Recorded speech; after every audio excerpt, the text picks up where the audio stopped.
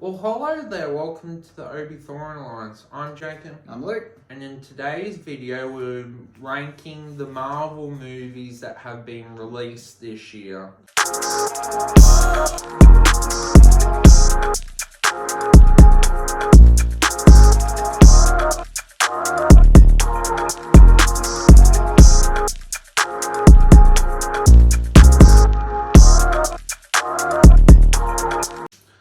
Like and subscribe, it helps out the channel quite a lot. Hit the notification bell, and to start off with, when I mean the videos that came out, Marvel movies that have came out this year, that's Black Widow, The Eternals, Shang-Chi, and Spider-Man. And we decided to not include Venom because it's iffy, you know. He's part of the Marvel universe, but it's Sony, and I don't know. It's just easy if we don't include it. Plus, I haven't seen it, so it would have been hard for me to rank it. So we've got 4 movies to choose from, top 4. So I'm gonna go first. So at number 4, I'm gonna go Shang-Chi. You know, I just didn't find it that interesting of a movie. You know, it's not that it was bad. I just didn't care enough, and he kind of got his powers later and to save the day. And is it the rings that give him the power? Like, he has some kind of fighting training, but ultimately, could anyone be Shang-Chi? Like, I seem to have this issue with superheroes that their powers are purely from their technology. I always think that's just kind of anyone can do it. It's how I feel about Falcon. That like anyone could have had that suit. Like, at least with Tony Stark, he made his suit. It's like his powers, his knowledge. So I feel a bit the same with Shang-Chi. The movie had some cool scenes, you know, fighting on the train, going downhill in San Francisco. It had its funny moments. It linked in a few things, you know. We got to see old May, like, works with Doctor Strange. He's Wong. We get to see Wong in it. We get to see a few cool things, but overall, I didn't love it. It's my fault. It wasn't a bad movie. It's my least favorite out of the ones released this year. At number 3, I'm going to go with I think Black Widow. I think Black Widow gets number 3. I think it's just a bit better than Shang-Chi because Shang-Chi was a movie where I was introduced to a new character, and I walked away going, I don't really care too much about him, or it wasn't my favourite. Where Black Widow was a character that I always questioned why she was involved in the Avengers. I still do after this movie, but at least I know a bit more about her. I understand why she's called Black Widow. I understand what the Black Widow program is.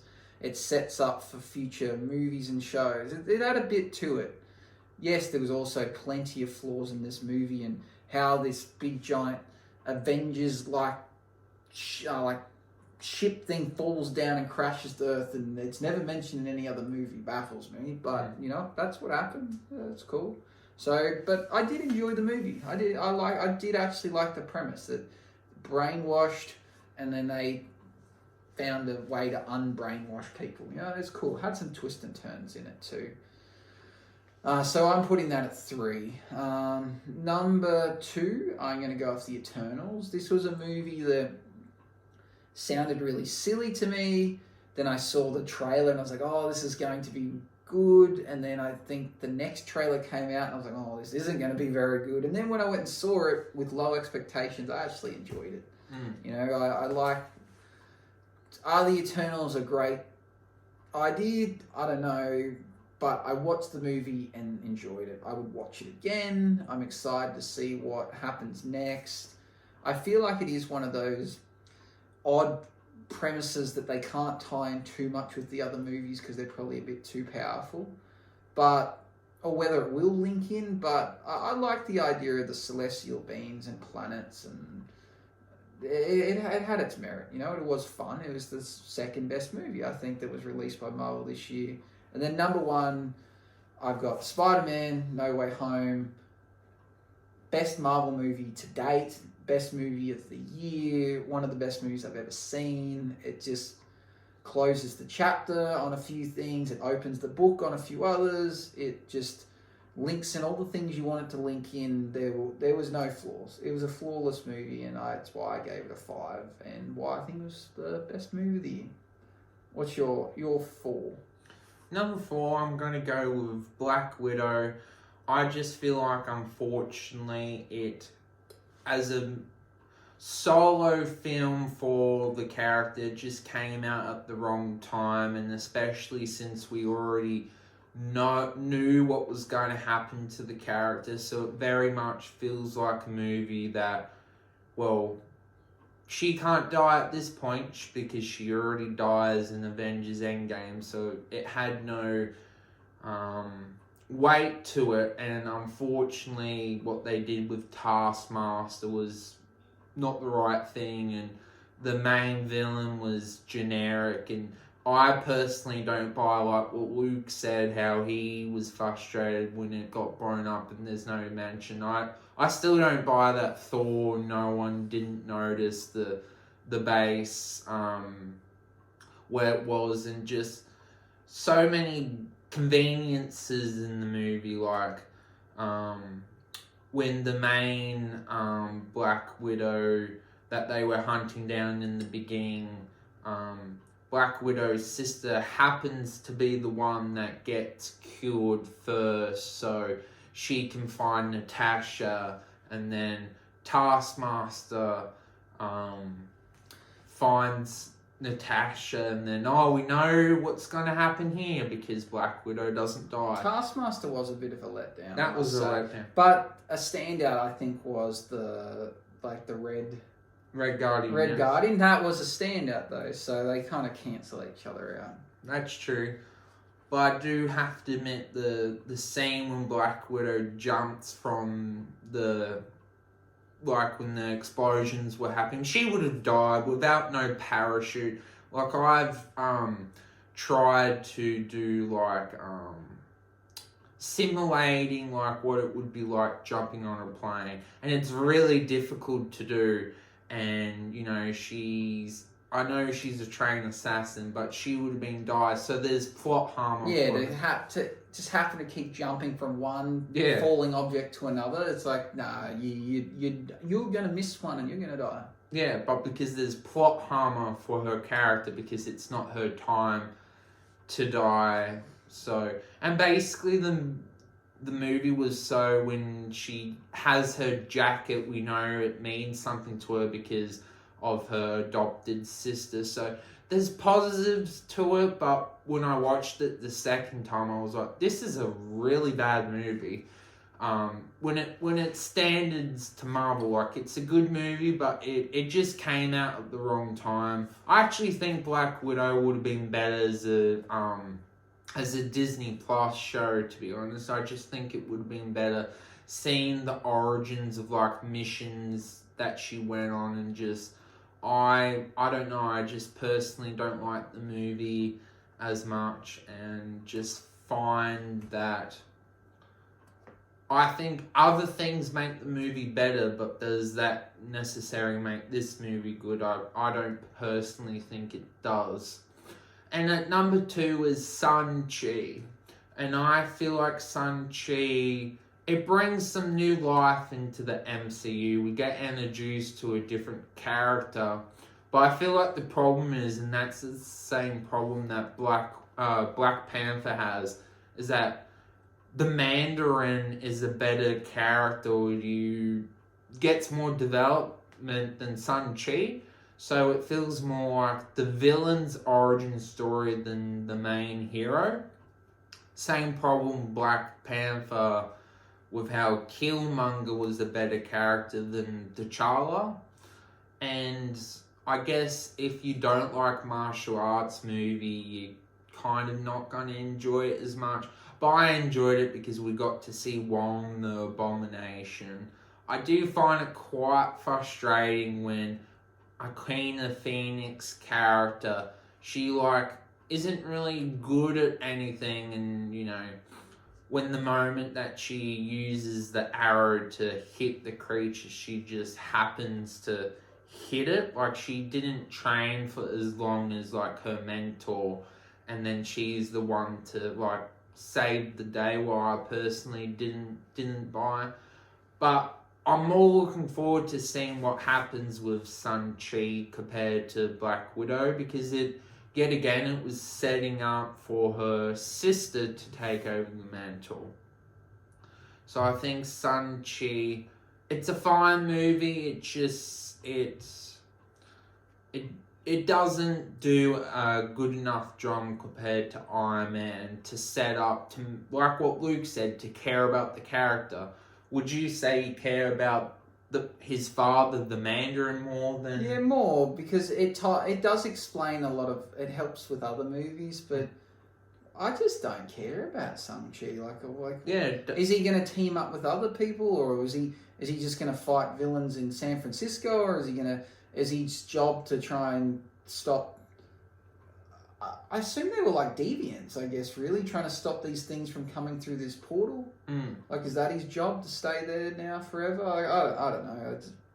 I feel like it's just one of those characters that someone created in a comic book and then some people have grown to like, and I think maybe it was to please the Chinese market, to be honest, which is something Marvel tries to do because there's big money in China.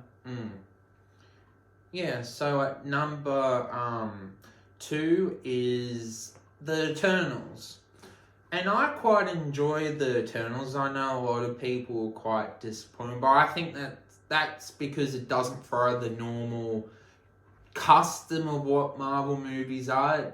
It develops the movie, the storyline, and it builds instead of like... It had a good twist in it too, I think, and it... Yeah, it's a good twist in it and a really cool premise. Yeah. And I feel like the main reason why a lot of people hate the movie is because it deals with something that a lot of people... that's not why they come to Marvel movies. They come to Marvel movies to see, Thor, the Hulk, Guardians of the Galaxy. But this Eternals, it very much feels like Guardians of the Galaxy, but the reason why the Eternals didn't work is because it's not a funny movie, and they basically got powers from the DC movie, and that's why it didn't do well. But I enjoyed it because it does something different and unique, and it sets up quite a lot for the future. And when I finished the movie, I was like, oh, it's cool what they've set up there. And is it possible we'll be seeing the Watcher? Because at the end credit scene, we see Thanos' brother. We just see a lot of cool things happen. And personally, I don't understand why people hate this movie. I like movies when they do things different, when they don't follow the trend. But I guess I'm opposite, because a lot of people prefer it when they follow the same trend. And at number 1 is, same as Luke, is Spider-Man No Way Home. I just think as the third movie in the trilogy, it cements that the Spider-Man Home trilogy is the best trilogy in the MCU out of all the other 3 movie trilogy. I just love seeing the other Spider-Mans, love seeing the villains. There's just so much to love about this film compared to the other ones. You could also tell that Marvel put in a lot of effort into this movie compared to the other ones. Like, they brought back all the other villains. It was just a masterpiece of film making, and even the plot holes you can forgive, because it was just amazing watching it with people, getting excited. Like, with how the world is at the moment, we need movies like this to just get excited about. And I agree with Luke. I like what they've done with Spider-Man now, because that Sony can hopefully do a good job with the character, and if Marvel want him back, they can, you know, there's so many options for the character, and I just think with the potential of the character, Tom Holland has the reins for what to come, and hopefully we'll see maybe Spider-Man 4 with Tobey Maguire, Amazing Spider-Man 3, and, you know, see what they're up to. Just can't say anything else about Spider-Man No Way Home. Gave it a 5, and I think it very much deserved it, and definitely number 1. Mm-hmm. Out of the movies that are coming out next year, what are you most looking forward to? What do we got? I can think of, we've got... Thor, Love and Thunder? Yeah, I don't know much about that. I am looking forward to the Jared Leto one. Yeah. What's that, where he's... Morbius. Morbius. I actually really looking forward to that. What else is there coming out? Another Guardians or something, maybe? Yeah. Yeah, I haven't seen any previews, but, you know, every Guardians of the Galaxy movie's been really good. What we've got is the new Doctor Strange coming out next year. Yeah, probably that would be up there with the one I'd look forward to the most, because it's going to carry on with what's going on in the current Marvel universe. So probably that would be my favourite. Yeah. What about yourself? The same? Yeah. Well, thank you for helping, Luke. Hope you enjoyed the ranking for the Marvel movies that came out this year. Let the Force be with you. Bye-bye.